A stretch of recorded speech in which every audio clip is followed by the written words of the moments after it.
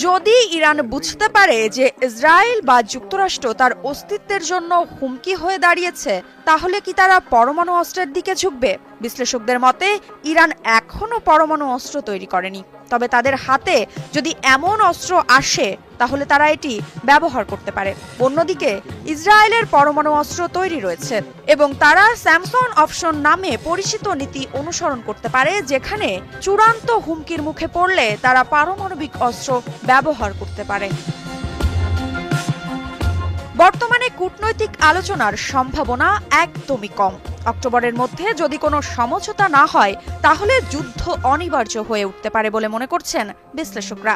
একদিকে যুক্তরাষ্ট্র ইসরায়েল, অন্যদিকে ইরান রাশিয়া চীন, এই জোটগুলোর মধ্যে সরাসরি সংঘর্ষ হলে সেটি শুধু মধ্যপ্রাচ্য নয়, পুরো বিশ্বকেই একটি অনিশ্চিত ও ভয়াবহ যুদ্ধের দিকে ঠেলে দিতে পারে।